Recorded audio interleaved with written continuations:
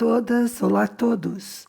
Sejam bem-vindos ao Coisas de Cuba, o podcast onde você encontra notícias, informações e causos de quem vive na ilha.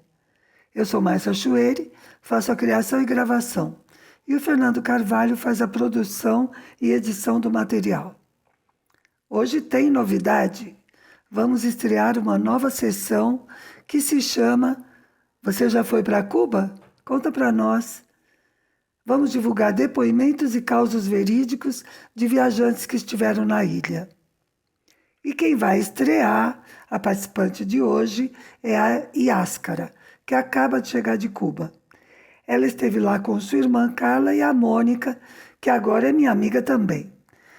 Foi uma viagem de 2 semanas, entre Havana e Varadeiro.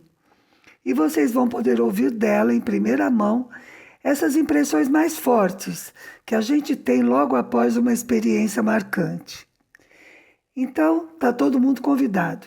Se você já foi a Cuba, mande seu depoimento pelo nosso WhatsApp. E anota aí o número. O código do país é 53. O número é 59331531. Agora eu vou falar seguidinho como é que você deve pôr. Põe o mais, né? 53 5933 1531. Esse é o WhatsApp do canal.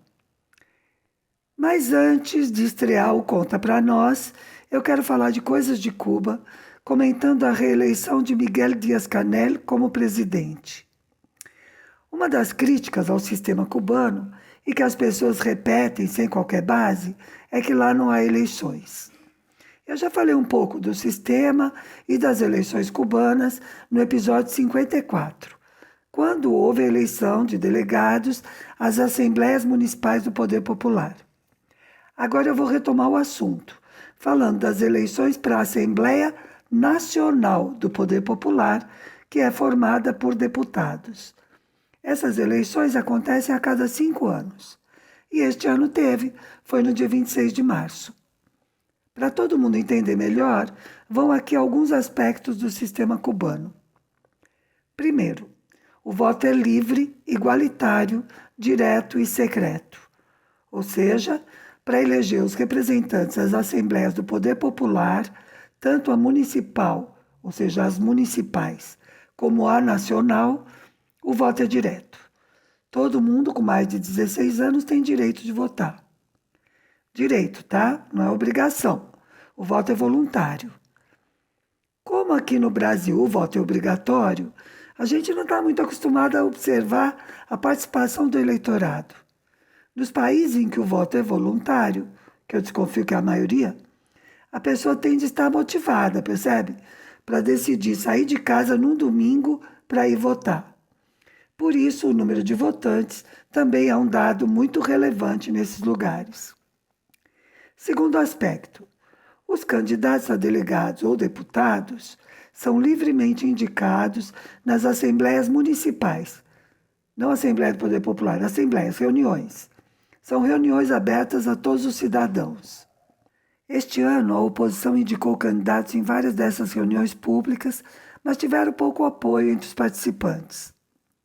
Então, aqui vão 2 coisas a observar quanto a isso. A primeira é, sim, pode-se fazer oposição, sempre que seja participando do processo político. O que não pode é tentar derrubá-lo, como em qualquer país, aliás. E a segunda, todo mundo sabe que essa tal oposição é financiada pelos Estados Unidos, seja pelas organizações governamentais de lá, como a USAID e o NED, seja pela máfia anticubana da Flórida. Ou seja, o governo norte-americano impõe o bloqueio para tornar a vida do povo cubano bem difícil. E depois ainda financia grupos de oposição que ficam dizendo que Cuba precisa voltar para o capitalismo, voltar a ser colônia dos Estados Unidos para melhorar essas coisas que o bloqueio faz. É jogo duro. Os caras atacam em todas as frentes. E terceiro aspecto.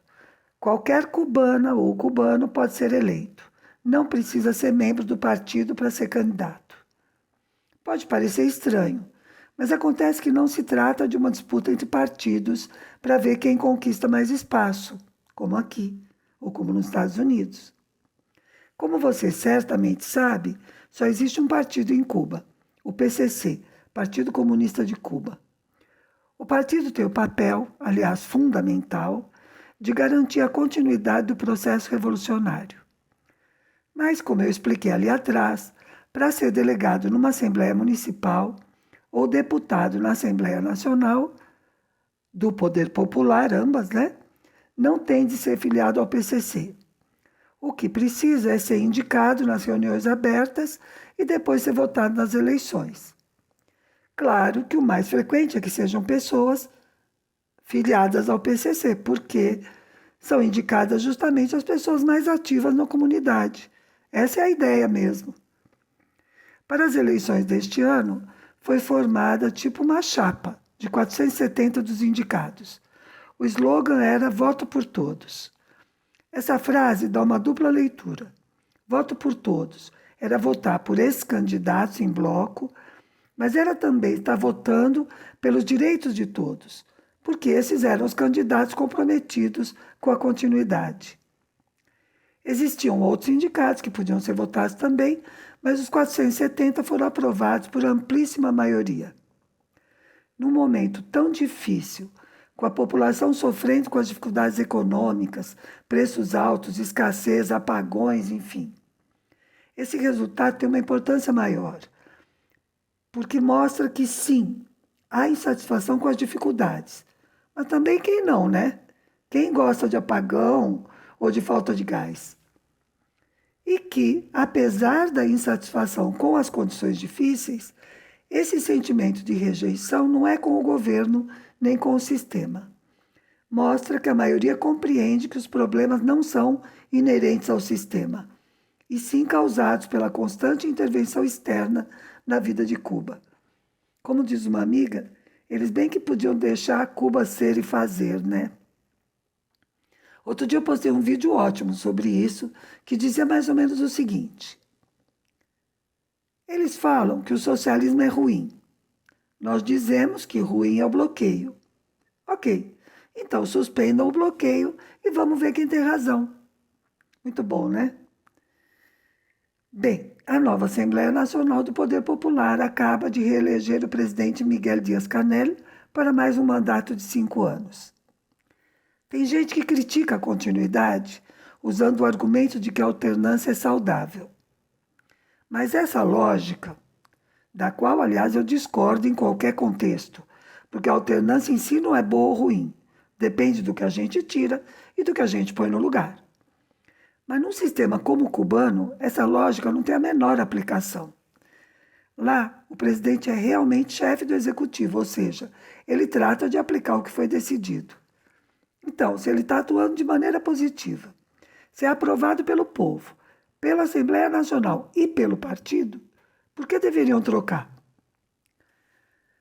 Bom, talvez você ache esse assunto um pouco chato, mas eu penso que é importante explicar, porque às vezes isso confunde até quem é contra o bloqueio. Por exemplo, outro dia uma ouvinte do podcast mandou um comentário super simpático, e ela é simpática mesmo, dizendo que acha importante o meu trabalho porque eu mostro que o comunismo também tem coisas boas. Tá vendo como a gente tem mesmo de continuar explicando e, se precisar, continuar batendo nas mesmas teclas? Vamos lá, em primeiro lugar, Cuba não é comunista, porque simplesmente não dá para existir um país comunista num mundo quase todo capitalista. Segundo a teoria, falando assim bem por cima, o comunismo seria uma etapa posterior e superior depois do mundo passar pelo socialismo. Parece só uma questão de escolha de palavras, mas ideologia é justamente isso, a escolha das palavras, o discurso. Mas, afora isso, Cuba diz claramente que está construindo seu caminho para o socialismo, ou seja, que o país ainda não é nem plenamente socialista, quanto mais comunista. E isso de fazer o próprio caminho significa que cada país que fez a revolução, seja a China, seja a Coreia, seja Cuba, para dar apenas 3 exemplos, Cada um está criando a sua maneira de construir um sistema mais justo e igualitário, de chegar ao socialismo. Bom, tá bom, né? Chega de política por hoje? Então eu vou falar um pouco de educação, de lá e de cá. Eu já contei que eu tenho uma filha no primeiro ano do ensino médio e que ela fez o Fundamental 2 em Cuba. O encontro com a escola no Brasil está sendo, na verdade, um encontrão. Isso para ela, né? Porque para mim é atropelamento. Também, olha só, mudamos do sistema cubano para o brasileiro e caímos bem no meio da implantação do NEM, Novo Ensino Médio. De cara, a sigla já não ajuda, né? Sempre me faz pensar em coisas como nem aí com nada, ou a geração nem estuda nem trabalha. Não pegou legal essa sigla. Mas isso, né, é secundário. Você já deve ter visto também que há um monte de críticas ao tal projeto. E eu não sou especialista, mas estou tratando de entender o assunto. Bom, também por razões pessoais, né? Então, assim, começa que a lei que implanta o NEM foi aprovada em 2017, ou seja, no governo golpista do traíra Temer. É para temer mesmo, porque daquele sujeito não veio nenhuma coisa boa. Dizer que o novo projeto vai ser bom para a meninada e, ao mesmo tempo, colocar teto de gastos com a educação, entre outras coisas, já mostra o cinismo e a falta de seriedade. Mas o que eu queria comentar mesmo é um aspecto, digamos, mais amplo. Eu comecei o que hoje se chama ensino médio no ano de 1971. E veja só, naquele ano também teve uma reforma do ensino. Na reforma de 71, o primário e o ginásio, que eram separados até ali, daí a gente se formava no quarto ano, no quarto ano já tinha um diplominha. E depois no oitavo ano de novo, outro diplominha. Pois é, na reforma de 71, esses dois foram unificados e chamados de primeiro grau, com 8 anos. Ninguém mais achava que estava formado com 4 anos de escolaridade. Pela mesma reforma, as duas modalidades de ensino médio que existiam, clássico e científico, grosseiramente clássico de humanas e científico de exatas e biológicas, né? Essas duas modalidades se unificaram como colegial. E a partir daí, o ensino técnico também se tornou obrigatório, ou seja, o Estado passou a ser obrigado a assumir o ensino técnico, que até aí não existia assim em massa, né? Resumindo, a nova lei dizia que, dentro de certo prazo, todas as escolas que tinham colegial deveriam ser capazes de ministrar ensino técnico. Você já sabe que isso não aconteceu, né? Mas isso era para quê? Para os jovens serem mais felizes, ficarem mais formados, ter uma formação mais integral? Claro que não, né? Essa reforma respondia ao mercado de trabalho, que necessitava mais mão de obra técnica. Mão de obra, aliás, que nunca chegou a ser formada, porque não é assim que a educação funciona. Não basta querer e fazer lei. Tem de ter recursos materiais, para começar. Ou seja, as escolas precisam ter todos os espaços e equipamentos para implementar a reforma. Pense, por exemplo, agora com o NEM, numa cidade que tem apenas uma escola de ensino médio. São muitas no Brasil, tá? Você acha que essa escola, esse município, vai ter todos os recursos necessários para implantar o NEM? Com as várias possibilidades? Óbvio que não, né? Ainda mais com teto de gastos. Mas precisa também de recursos humanos preparados, principalmente professores, mas não apenas. A educação depende de muitos profissionais. E esses profissionais precisam receber formação e, principalmente, precisam receber salários dignos. Por exemplo, o Estado implantou o período integral e muitos professores foram obrigados a abrir mão de uma escola em que davam aula, né? Tinham 2 cargas e, portanto, de parte de seu salário. Assim não dá para ser feliz, né? No caso da reforma de 71, o objetivo era formar mão de obra técnica para o mercado de trabalho. No caso do NEM, que é o Projeto Neoliberal para a Educação, os especialistas dizem que o projeto retira disciplinas das ciências básicas, tempo de aula e a própria disciplina mesmo, em favor preste atenção agora, em favor de uma profissionalização empreendedora de baixa complexidade. Está entendendo? O NEM vem para formar empreendedores, entre aspas, com baixa formação e nada de capacidade crítica. Isso já rendeu até memes. Olha os nomes de matérias que estão inventando na internet. Umas coisas bem bonitinhas, até bem divertida. Uma matéria se chamaria O que rola por aí, porque é tão vago que é isso. Ou torne-se um milionário, né? A grande ilusão dos empreendedores, entre aspas. Essa aqui é muito boa. Brigadeiro caseiro. Outra, Mundo Pets S.A. Pois é rir para não chorar. Bom, no meu caso, lá em 71, aconteceu o seguinte. O novo colegial era assim. Você cursava 2 anos comuns a todos, né? Com todas as matérias.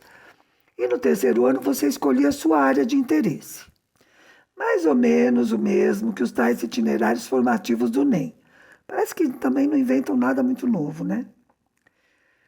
Eu escolhi o terceiro ano de humanas, embora eu gostasse bastante de matemática. É que eu gostava mais ainda de português e de francês. E francês na minha escola só tinha para quem escolhia humanas. Eu imagino que foi o jeito que deram também para não deixar o professor de francês na mão. E com isso, eu perdi a oportunidade de continuar estudando exatas e talvez ter optado na vida por outra carreira. Muito bem. Só que, quando chegou o momento do vestibular, eles decidiram que todo mundo tinha de fazer exames de todas as disciplinas. Olha o tamanho da incoerência. Embora eu fosse ótima aluna, eu tive de fazer 1 ano de cursinho só para estudar matemática, física, química e biologia para poder entrar no curso de letras.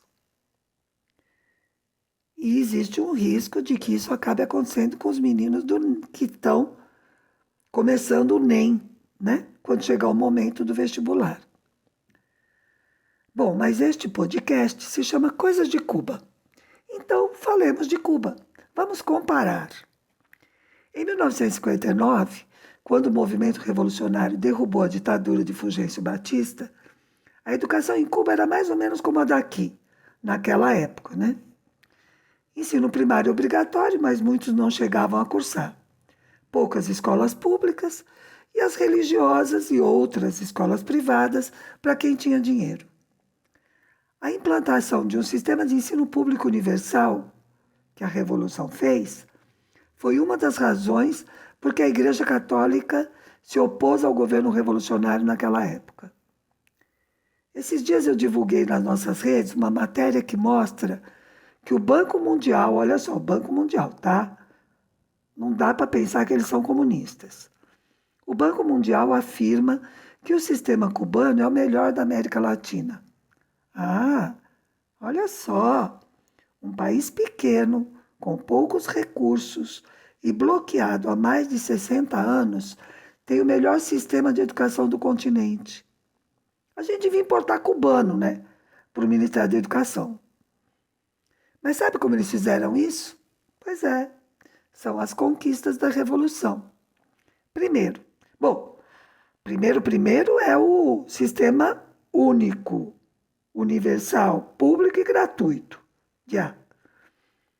Mas agora vamos para outros aspectos. Formação profissional. Cuba tem universidades pedagógicas que se dedicam a formar professores de educação básica e ensino médio. O professor de matemática não é um matemático que fez algumas matérias pedagógicas. Ele é um professor. Ele foi formado assim. Ele estudou numa universidade que forma pessoas que vão se dedicar a ensinar. Segundo, um sistema único para todo o país e que é estável. As mudanças são feitas de forma muito paulatina. E só depois de muita discussão por especialistas e por toda a sociedade. Ninguém sai chutando o que está implantado, dizendo que tem uma saída mágica para os problemas. É despacito, testando de pouquinho para ver se a novidade funciona. E terceiro, talvez o mais importante, não há interesses escusos por trás. Não tem lobista de empresa privada, né? Da educação privada, não tem pitaco de governo estrangeiro, nem de organizações internacionais. Por exemplo, se o país precisa de mais técnicos, isso é dito claramente. Explica-se por quê e se investe no ensino técnico. Por falar nisso, eu li esses dias que a China vai mudar a política educacional e aumentar em 10% a oferta de ensino técnico. Tá vendo?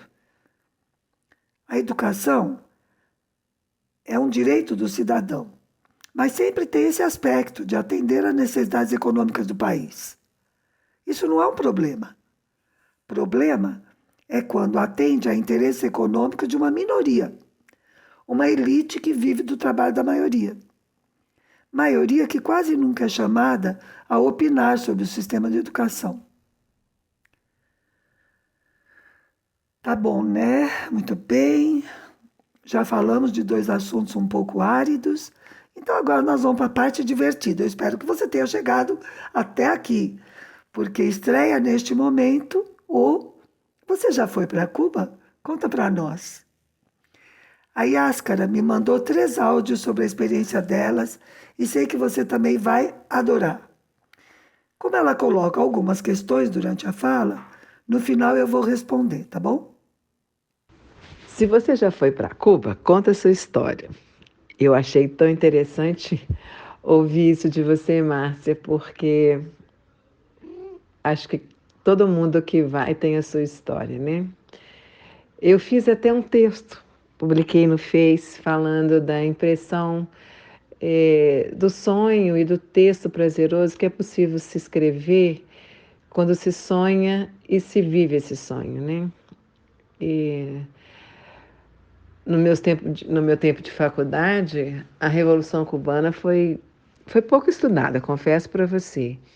Mas o pouco que foi estudado foi muito importante. Importante ver a coragem, né, e a liderança de Fidel Castro, né, daquele grupo de pessoas que assumiram o enfrentamento ao governo estadunidense e levar essa revolução para frente, ter esse apoio, fazer a diferença, sabe? Então isso foi assim um sonho. E as muitas histórias que eu ouvi ao longo dos anos, porque acho que eu cresci junto com a revolução, né? Eu aqui no meu mundinho mineiro, né? E Cuba lá, no Caribe. Mas entre o sonho e o que eu passei lá nas 2 últimas semanas, a experiência é única, emocionante, maravilhosa. Olha, da chegada até a saída, eu só tenho boas impressões e aquilo que não foi tão bom, acho que é motivo de investigação, sabe? De você perguntar. Eu fiquei encantada, mas assim, muito emocionada com a solidariedade de pessoas que eu nunca tinha visto na minha vida, pelo carinho, pela acolhida, pelo sorriso. Como sabiam sobre o meu país. Estou cansada de ser turista, as pessoas acharem que eu falo espanhol, que tem cobra pelas ruas. Você acredita que eu ouvi até hoje uma estadunidense, não, uma canadense dizendo que gostou muito do Brasil, especialmente quando ela foi ao Uruguai? Olha, isso pode. Ah, nem dá uma tristeza, né? E aí você conversava com cubanos diferentes, né? A pessoa que me atendia no hotel, o taxista, o jovem que dançava na fábrica de arte cubana. Gente, eles sabem que Brasília é a capital do Brasil. Sabem do Lula. Ai, que coisa mais linda. Sabe que em Belo Horizonte a seleção brasileira perdeu de 7-1. Olha se pode. Parece bobagem, mas isso não é bobagem. É gente que presta atenção no outro, sabe? Eu descobri, vivendo lá esses dias, que o cubano é o povo mais solidário, mais amoroso, mais carinhoso que eu conheci até hoje. Se eu quero voltar para Cuba, inúmeras vezes. Ai, quem me dera, sabe, se eu pudesse ter muito recurso para viver outras histórias, conhecer outras pessoas, outros cubanos e cubanas, numa ilha tão linda, tão sedutora, tão apaixonante, tão fantástica, que, que é capaz, assim, de mexer mesmo com a gente profundamente. Olha, é difícil. Quem volta de Cuba e voltar a mesma pessoa. Todas as viagens a gente volta diferente.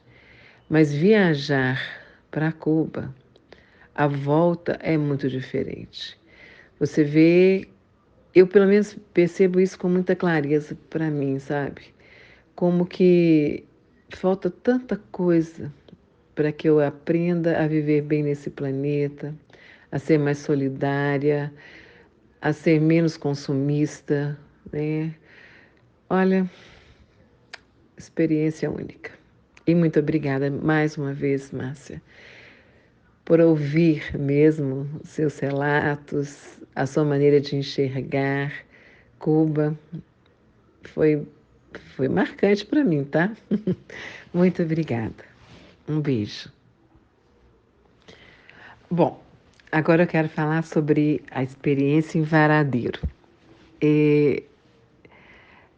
Eu e minha amiga Mônica e minha irmã Carla, a gente fez a opção de passar mais dias em Havana. Eu acho que depois de conhecer o Varadeiro como nós conhecemos, o que nós fizemos lá, acho que eu ficaria mais um dia em Havana e menos um dia em Varadeiro.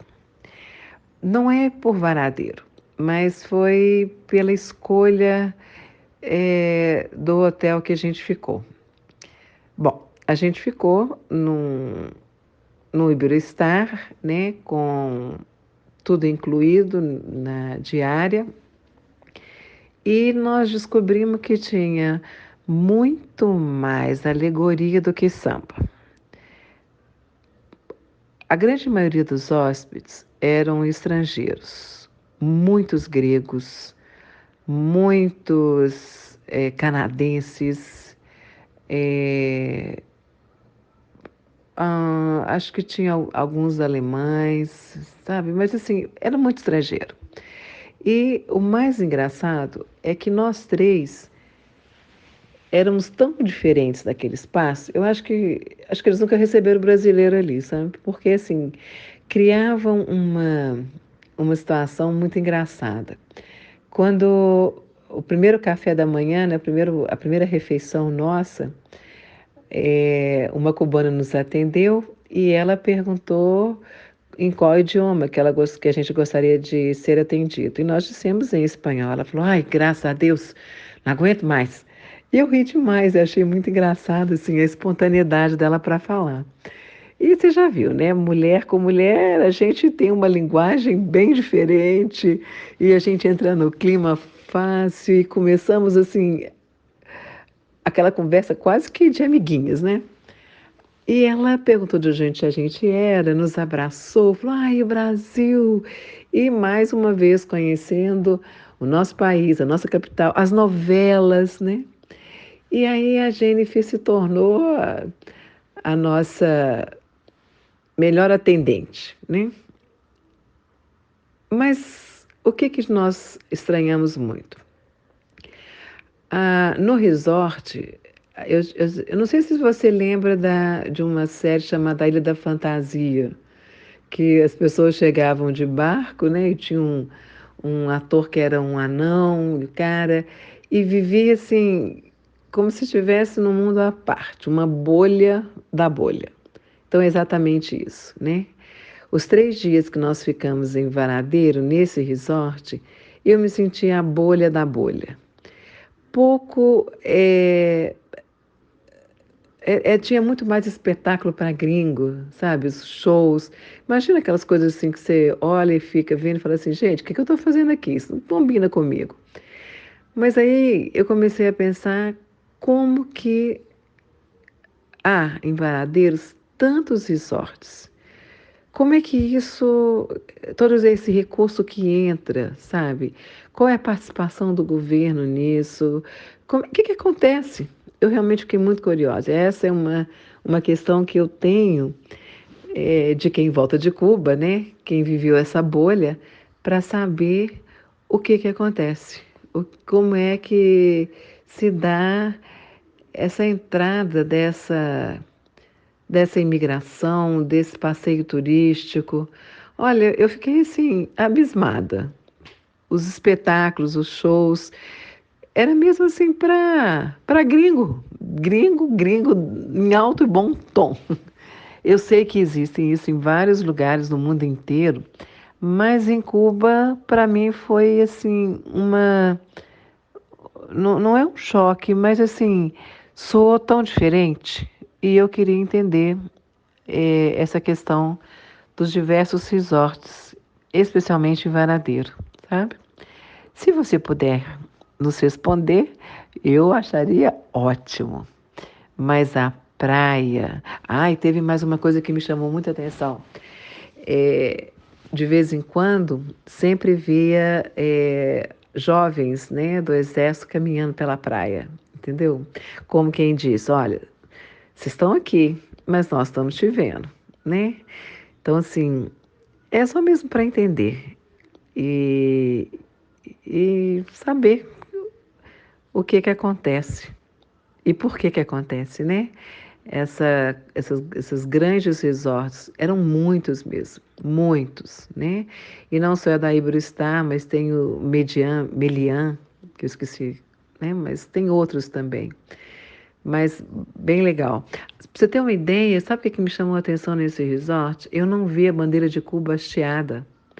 E é claro que eu tirei foto, né? Tinha bandeira da Comunidade Europeia, tinha bandeira da Alemanha, acho que tinha bandeira da Grécia, não me lembro, mas tinha muitos gregos lá. E aí eu perguntei para o porteiro, né, onde estava a bandeira de Cuba, aí ele me respondeu educadamente que ela sempre é hasteada quando o sol amanhece, né, e quando o sol se põe, eles retiram. Mas eu tinha observado que no dia anterior não tinha acontecido isso, entendeu? E quando a gente saiu, saímos muito cedo, então eu não vi se realmente ao terceiro dia a bandeira seria hasteada ou não. Mas são coisas que eu vi, né? Eu só queria entender, tá bom?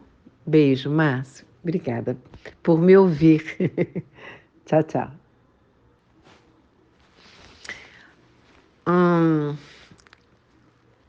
Você foi para Cuba? Conta para nós. Então, vou contar mais uma coisa aqui. Aliás, acho que eu vou contar muitas coisas. Cada hora que eu me lembrar de uma, eu vou contar. E sobre o câmbio. Muita gente falou comigo e com Carla, né, minha irmã e minha amiga Mônica, para a gente levar euro. E nós levamos, né? E para nós, aqui no Brasil, para a gente fazer esse câmbio, o euro é uma moeda cara. E a gente também levou um pouco de dólar porque eu já tinha, a Mônica também, e Carla também. Quando a gente chegou lá, qual foi a nossa grande surpresa? Eles aceitam as duas moedas e todas as duas moedas no mesmo valor. Então, eu achei isso bem esquisito, sabe? Bem estranho, mas tudo bem. Mas o que me chamou a atenção foi o valor do peso cubano. A gente conseguiu, com uma pessoa que você nos indicou, um preço de câmbio muito bom. A 1,75, 175 ou 1,75. Eu sei que estava maior do que se a gente fizesse a troca no hotel ou em casa de câmbio oficial, sabe? Mas, é, mas não foi o valor em si da moeda, assim, a quantidade da moeda, mas o valor que é dado. Eu vou te dizer uma coisa que a gente não sabia, eu não sabia dizer se estava pagando muito ou pouco. Eu comprei um bolinho de milho frito, milho verde, numa daquelas feiras que existem nos bairros, onde os jovens atores expõem seus trabalhos, tem show, tem espetáculo, que assim, só dá cubano mesmo, e claro que eu estava lá perto, né? Porque onde tinha cubano, eu estava perto. Eu, Carla e Mônica. E a gente pagou por bolinho 20 pesos cubanos. E o espetáculo que nós assistimos no Teatro Nacional de Cuba, da companhia Acosta, nós pagamos 20 pesos também. Aí a gente ficou pensando, nossa, estamos pagando caro esse bolinho? Ou estamos pagando muito barato o espetáculo de dança? Sabe essa questão de valor mesmo? Aquilo que não é a moeda que compra, mas é o valor. As duas coisas são importantes, né? Porque bolinho de milho verde eu amo de paixão, ainda mais estando em Cuba. Mas o espetáculo, aquele espetáculo foi emocionante, foi lindo. Nossa, eu chorei o tempo todo. Que riqueza ver famílias, homens, mulheres, crianças, jovens, gente bonita demais, demais, assim, arrebatador, de um lirismo a toda prova. Nossa, sabe, eu fiquei assim, como assim? 20 pesos? Então, é difícil avaliar, mas uma coisa eu sei, que o país está enfrentando mesmo é, um processo inflacionário, né? Porque a gente precisa de muita moeda para fazer pequenas coisas, né? Por exemplo, pagar uma corrida de táxi, a gente negociava e a gente, no final, estava pagando 1.500 achando que estava pagando barato, né? Pagamos até 500 também, fizemos um percurso a pé na maior parte do tempo, depois o restinho, assim, pouca coisa, pagou 500. E, e aí, assim, tinha gente que queria cobrar 2.000 pesos, a gente não pagava, sabe? Mas era isso, eu queria saber mesmo essa questão da moeda, foi uma coisa que nos chamou, que se destacou, sabe? Então, é isso, né? Que se a gente foi para Cuba, eu estou contando para nós uma história. O câmbio e o valor do peso cubano, né? Esse processo inflacionário, essa desvalorização da moeda, né? O que está acontecendo, né? Espero que o bloqueio termine logo, sabia? Para mostrar para esse mundo, que está com data contada, isso é certo. Para mostrar como como que o cubano faz para viver. Porque ele não sobrevive, não, ele vive. É lindo demais. Beijos. Muito bem, então agora vamos aos comentários sobre a fala da Yáscara. Foi muito bom, não foi? Eu adorei. Bom, primeiro, por que o cubano conhece o Brasil melhor do que gente de tantos outros lugares do mundo? Ela deu uma resposta linda. O cubano presta atenção no outro. Mas na verdade tem mais, e é algo que eu já comentei várias vezes. O cubano é um povo muito bem informado. Os noticiários internacionais da televisão trazem muita informação e bem variada. Além disso, eles têm programas de debates que também tratam frequentemente de temas internacionais, pela TV aberta. Debates com especialistas em política internacional.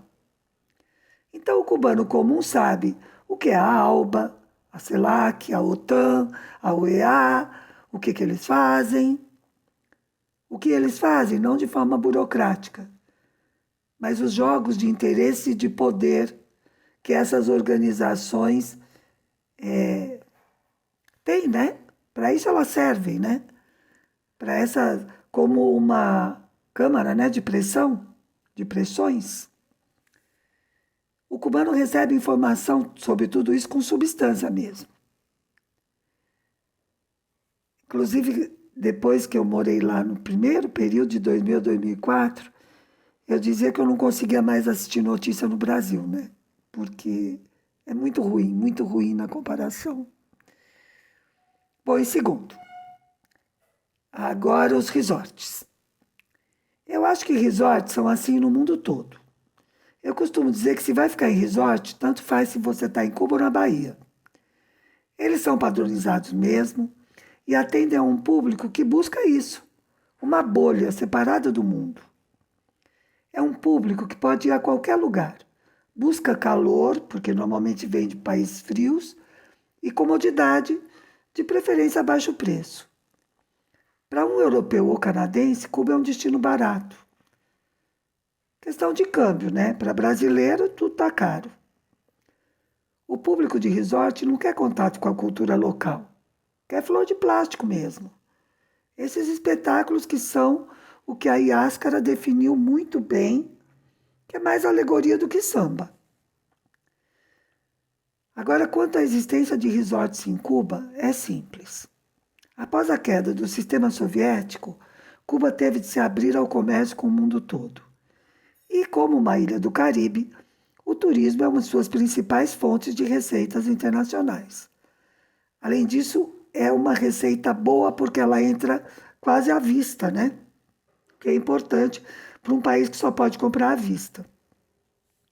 Então, os resorts são investimento estrangeiro na ilha, por isso tem Meliá, tem Iberostar, né? Essas duas são espanholas, duas redes espanholas.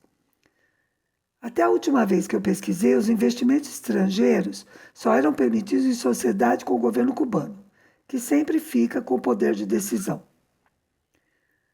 Agora, quanto às bandeiras num hotel, eu acho que elas significam mais que esse hotel recebe pessoas dessas nacionalidades. Eu vejo mais como uma forma de propaganda e um gesto de simpatia com os clientes. Não sei, eu sempre vi assim. Agora, quanto aos policiais, não é só na área dos resorts. Eles são sempre bem visíveis nas praias turísticas. Eu imagino que tem a ver com duas questões. Coibir o turismo sexual, principalmente com menores, e o tráfico de drogas. Coibir também, claro. Porque Cuba tem política de tolerância zero para esses dois crimes.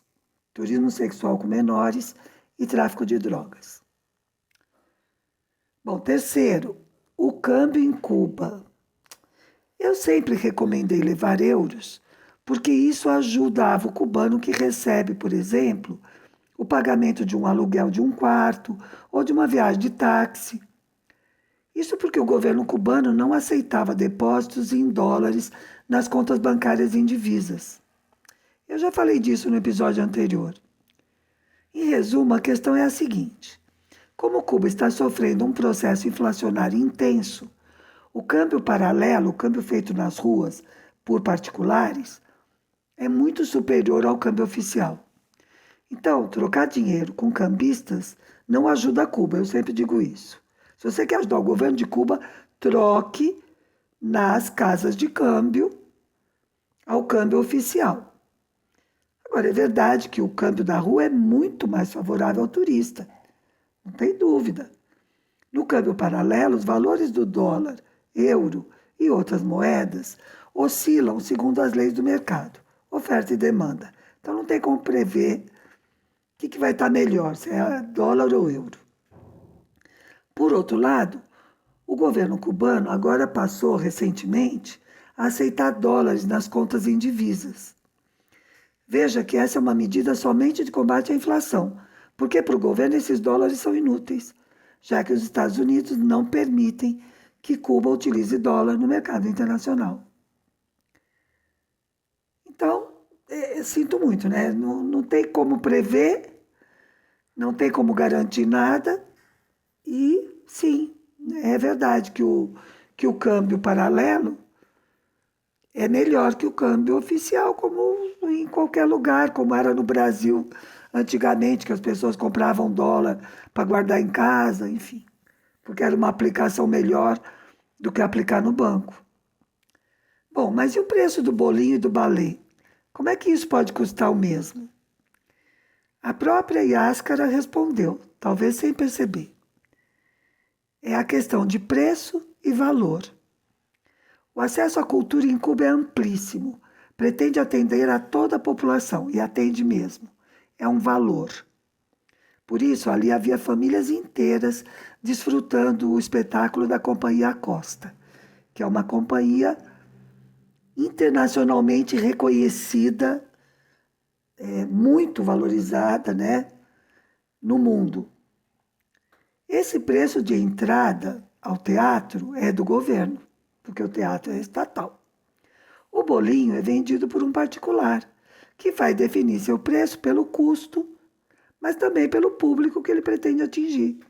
Se ele está numa zona de lazer, onde as pessoas vão para ouvir música, comer, beber, dançar, ele atinge um público muito mais disposto a gastar dinheiro, como qualquer um de nós, né? Se você sai para passear, claro que você está mais disposto a gastar do que quando você sai para comprar remédio, né? Sei lá, comprar comida. De novo, leis do mercado. O mais importante de tudo isso é que o balé é para todo mundo. Bom, eu acho que eu respondi tudo. Eu amei de verdade os relatos da Yáscara. Eu estou super agradecida por ela ter aceitado fazer isso.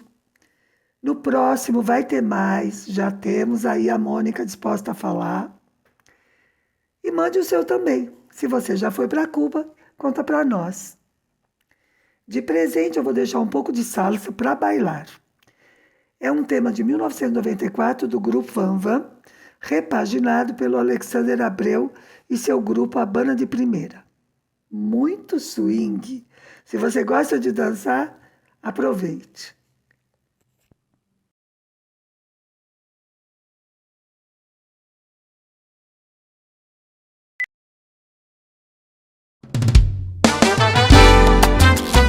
¡Qué sorpresa me llevé!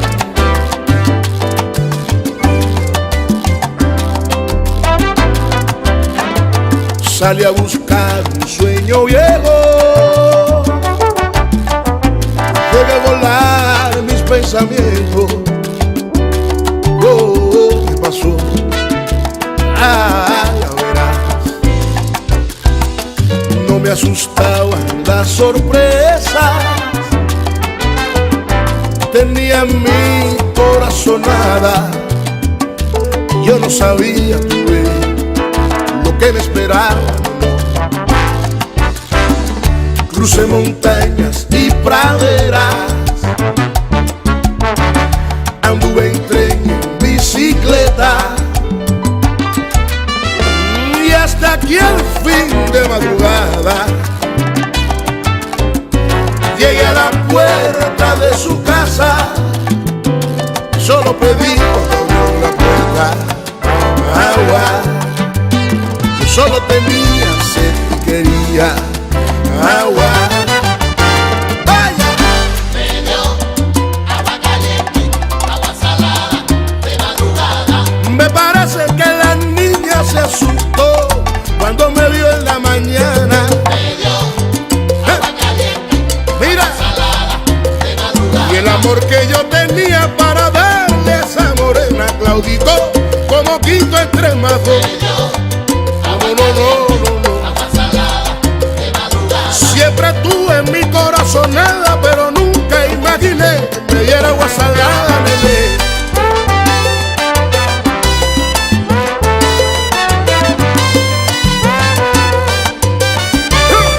Vaya, camina por arriba el mambo, que es Habana de primera.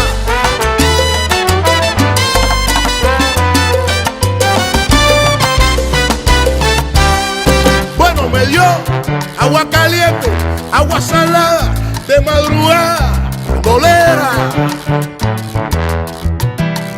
Pica, pica. Belén, voy para allá. Y nada más. Voy a publicar tu foto en la prensa. Voy a publicar tu foto en la prensa. Voy a publicar tu foto en la prensa. La mentira es la maldad que rompa lo que se inventa. Cuando La Habana se entere que el planeta se calienta, Voy a publicar mami, tu foto en la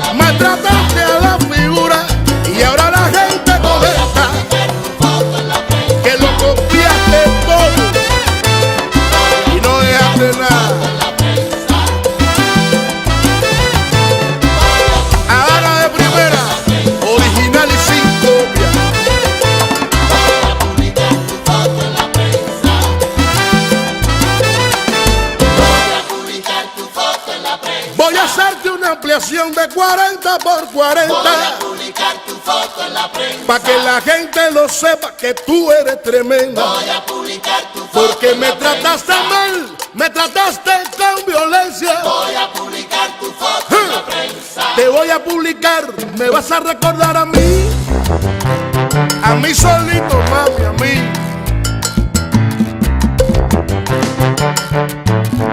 Oye, que lo que hiciste conmigo no tiene perdón, no tiene perdón. 1, 2, 3, vaya. Voy a publicar tu foto. A la memoria de Juan Fuego, con toda la fuerza del planeta y de la música cubana. Voy a publicar tu foto. Y ahora, Te voy a tener que subir a las redes sociales. ¿qué es lo que hay? Que la gente te calcule. ¿Y qué? Porque eso que tú hiciste no se vale. Menea la cintura morena. Te voy a tener que subir a las redes sociales. ¡Para arriba! Para que la gente te calcule. Porque eso que tú hiciste no se vale. Eso que tú hiciste no se vale. Te voy a tener que subir a las redes sociales. ¿Qué? Para que la gente te calcule. Preparado todo el mundo y con la mano para arriba el planeta. ¿Qué? Se busca ¿Por qué? cómo tratar a la figura. O maltratar a la figura. Se busca Cómo tratar a la figura. 1000 pesos